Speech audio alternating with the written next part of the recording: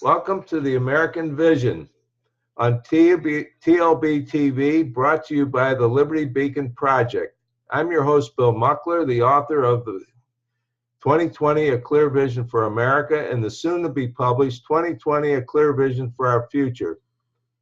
My many articles may be read in the 2020 Vision newsletter, found at 2020americabook.com webpage. Follow me on Facebook, like me on Facebook, follow me on Twitter, link up with me on LinkedIn, and I'm Googleable as well. Bill Muckler and the www.2020americabook.com. This show is broadcast from my studio located in Cocoa, Florida, located on the America Space Coast. And today we have a wonderful guest.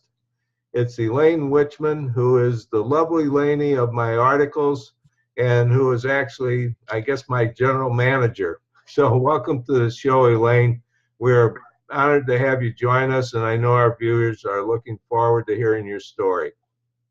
Good morning, Bill. I'm glad I could join you. I'm doing this right before work, so I thought I'd grab my coffee and chat with you for a while. Okay. What we wanted to talk about today is the American vision. And so we have to start out with my vision and how I developed my vision and where it came from and how it evolved over the years. And my vision really hasn't changed. It's just what I would like to say, it's matured to a point where I've been able to articulate it and writing about it in my book and in my articles. How long ago was it that you got the idea for the book?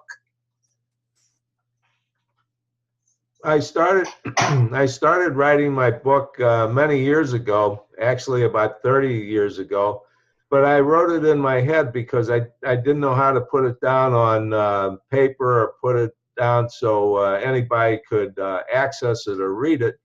So I just started formulating this idea that we had to have an American vision to portray the American spirit, and we couldn't portray the American spirit like our founders wanted us to unless we got to a point where we could start solving the problems that the political establishment has imposed upon us as we the people. So I thought of my business process management career, and I thought about all the things I learned and how would I go about solving the problems of the federal government. And so I thought, well, the first thing, pardon me, the first thing we have to do is we have to do a background study of the issue, and we have to learn the history of the issue. So then I thought, I guess I'd better make a note of how many issues the federal government really has imposed upon us, and I came up with the 20 most serious ones. And so I started taking them one by one, looking at the background and the history of them, and then I did a root cause analysis of the problem, and I did a cost-benefit analysis of the problem, and then I started just using common sense solutions about what would be best for we the people based on how I feel our country should operate and my vision of the country, which is having a small, limited government that is close to home. And so if you put it in that context, then you can see that all the problems like taxation, immigration, education, if you look at them from a point of view of how can they function using the model of a small, limited government that's close to home, a government that's free of many regulations, a government that's free of excessive taxation, a government that's free of Washington overlords. And so I got to a point where I tried to write this on a yellow pad, which is what all the authors do. They write on a yellow pad and then they cross things out and they throw paper away and crumble it up. And I tried that and I couldn't do it. It just was beyond me because I'm not an author. I'm a problem solver and a futurist. So then I thought, I better try this again. I tried again on a typewriter, and that was even more disastrous. I couldn't do that. But along came Microsoft Office and using my computer, and I had computers going back to 1985. So I started writing it on the computer, and that way I could do it because I could write something, I could go back and refine it, I could edit it, I could evolve it, I could move it around from place to place. So that's pretty much how I got to a point where I wrote the book. And so it really, I started writing in 2009. I had an unfortunate incident in our family. My late wife passed away. And so I didn't really get back into it seriously until early in 2014. And I spent about 6 months actually writing the book. I'm sure most people don't realize how much time it takes, with all the background you went through, but you do have quite a mind. It's amazing how much you remember. And it seems like aging doesn't affect your mind. So you're lucky for that. So how long do you think it took altogether? Well, like I said, it took about 6 months to write it. And then what we had to do is find a publisher. And what we found out was no one will publish a book written by someone who is not on the bestseller list. And so we hear about all these book deals that these famous people get where they receive millions of dollars and their book is published and their publisher puts them out on a tour and speaking engagements and all that. That didn't happen for us. In fact, the publishing companies pretty much said, you're not an author, you can't write, we don't want to have anything to do with you. And then there's some publishers that you can go to that say, well, we'll work with you a little bit and we'll do some editing and we'll get your book printed, but you have to pay us $25,000 up front. And our editing costs are 50 cents a word. And I thought, well, my book is 90,000 words. That's 45,000, and 25,000 is 70,000. How does the average person who wants to write and publish a book go about doing this with those restrictions placed on you? So we found the simple solution. The easiest solution is always the best solution, and that was publish it as an ebook. And we found a website from a good friend of mine, my Marine friend Dick Reynolds, recommended Smashwords, where he had started out publishing his books as ebooks. So we did that. Once we had the book published on ebooks, it gave us a lot clearer view of what we need to do. And actually, we were #1 on the best-selling list on Smashwords for 1 full week. And by going to Smashwords, they put us on 11 different ebook sites, including Barnes and Noble and iPhone and iBooks and a lot of them that none of us had ever heard of before. Some of them are international. So we did that, and then we went about going to the process of having a print book. And because people would say, we won't buy your ebook. What we want to do is buy the print book because we want you to sign the book. So I thought, oh, that's a neat deal. I'd love to sign a book for somebody. That was pretty ego fulfilling. So anyway, we went about finding out how we could get the book in print form. So we had to have it formatted, and that was a very costly, extensive thing. In the meantime, I did a lot more editing of it, trying to explain the book in a little bit better terms so everyone could understand what it was all about. And then when I said, we've got the book in print, people would say, well, what did you do? Did you photocopy a few pages? That's not what we want. And I said, no, wait a minute. It's a real book. See, it's a real book. It's got a cover. It's got beautiful artwork. We had an artist do the artwork for us. And it's got a front. It's got a back. And if you open it up, you can see, just like all the famous books. Whoops, I got some business cards in there. And you can see it's got an author's page with a picture. And look at this. See, it's got a spine. It's got 2020, A Clear Vision for America by Bill Muckler. So it's a real book. And then so people said, okay.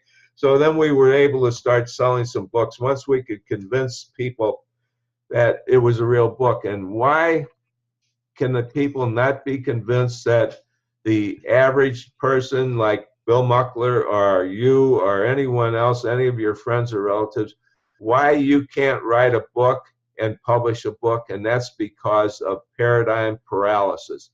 People have paradigm paralysis. They're locked into this box where they think only large publishing companies with scores of editors and staff can accomplish anything. That small, I shouldn't say small, people who are not in the establishment, the publishing establishment, that they can also do accomplish things like writing and publishing and producing books.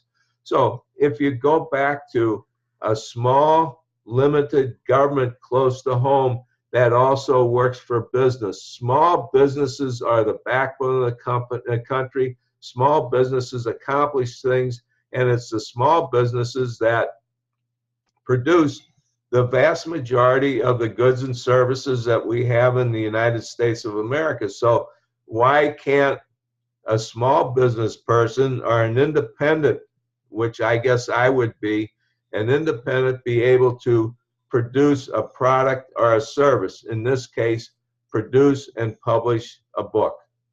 And that's what I did. Can you read a passage from 2020? Okay, 2020, the idea of the 2020 book was it's 20 chapters with 20 solutions, but the number 20 is used throughout the entire book. And our tax plan that I formulated is based on 20%, the number 20. I worked on Social Security, and the number for Social Security is 20. We want to give everyone a 20% increase in Social Security. But the thing of it is, what's so important about the book and the solutions is we can't just do one solution, because that's what the federal government does. They con us and trick us into thinking they can solve problems, and they will solve the immigration problem, for example, or they'll solve the education problem, or they'll solve the drug problem. But that's not the way it works. You have to solve all the problems at once. So they come up with these great slogans like, we're going to have a great society. Well, the Great Society, it didn't work, did it? Because now we're $20 trillion in debt. We spent more than $5 trillion on the Great Society, and we still have the same amount of poverty in the United States of America. So that doesn't work. We have to solve all the problems, and because everything fits together, it's all cohesive, it's all interconnected. So the idea of the 2020 book is there's no one real important thing. Everyone is equally important. It's just that some may have a little bit higher priority than others. For example, we have to solve the education and job training program, because when we can get people to work, that will solve a lot of problems as far as the economy is concerned, because we'll have people actually working and producing and providing value. And that's really one of the most important things we have to do in our country, is get everybody working together and everybody united. We hear the politicians talk about, but they talk about diversity all the time. The problem is we're missing the only diverse thing that we need in this country is diversity of thought. And that's the most important thing. And that's what the politicians don't want to hear, because they don't want people thinking. They want people doing what they as overlords want us to do. Okay. One of the things, I do a lot of speaking engagements, and one of the things that they ask me, authors to do, many authors, and they ask me also, is read a passage from your book. We'd like to hear, what you have to say about your book and what it's all about. So I picked a passage from chapter 3, and the chapter, interestingly enough, is called The 2020 Vision. And I start off each chapter with a quote from a famous person. In this case, it's a quote by Alexander Hamilton. Quote, "It's not tyranny we desire, it's a just, limited federal government," unquote. So that's the guiding light for all of us in this country. So then I realized I had to develop and articulate the 2020 vision principles. We have to have principles. So I wrote, the United States has a population of approximately 320 million citizens. An estimated 30 to 40 million foreign nationals reside in the country. Every one of these more than 300 million people play a role in the future of the United States. They play these roles in a constant and perpetual manner. Every one of these more than 300 million plus people must add value to their country in order for the country to continually succeed and be prosperous. When more of these 300 million plus people add value to the country becomes more successful. The 2020 vision provides an environment of success for all 320 million plus people to add value, especially for those who are not yet doing so. All people are equally valuable. Their roles, although varied, distinct and different, are equally important roles. People can be positive, neutral, or negative forces in the success of the republic. So they're in three groups then. First group, those people who contribute to the success of the nation in many diverse ways and add value. These people carry the entire burden of the nation. These are citizens who have jobs where they make things, service things, provide services, care for people, protect people, and or perform value-added duties or undertakings. They are people who are attending schools, academies, or other learning or training facilities in order to become productive citizens who will add value to the future success of the United States. And they are young and will become future students who add value to the success of the USA. Currently, they add joy and comfort to all. Or they are senior citizens who added value in the past and who are now retired and still adding value with their wisdom, experience, and goodwill.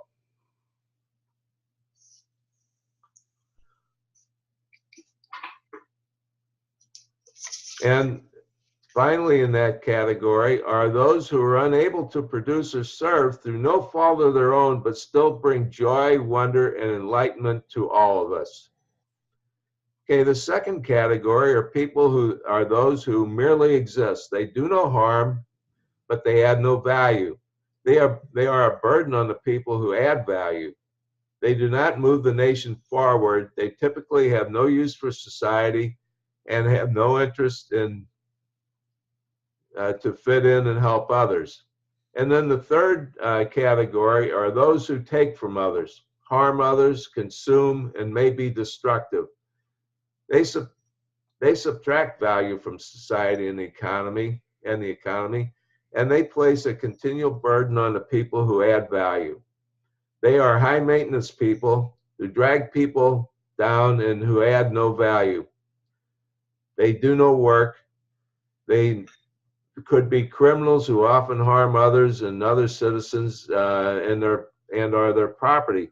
So now what I have to do is ask you, what is your vision and what are your principles and which category do you fit into? Are you in a category 1 where you produce? Are you in the category 2 where you're just neutral?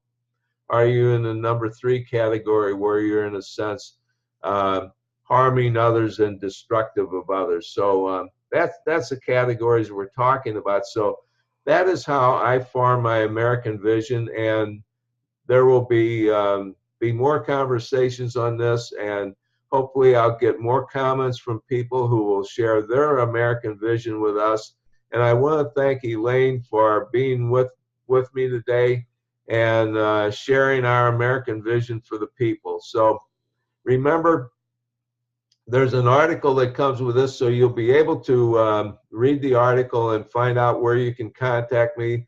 The best way is to go to my webpage, which interestingly enough is called www.2020americabook.com, and that has links on there to follow me on Facebook and or like me on Facebook and follow me on Twitter and link up with me on LinkedIn and any other way. And you can also read all of my articles, and you can even go to our e-commerce page where it's set up where you can purchase our products and services just like any other e-commerce site. So I want to thank everybody so much for watching today, and stay tuned and be watchful for our next episode of The American Vision with Bill Muckler.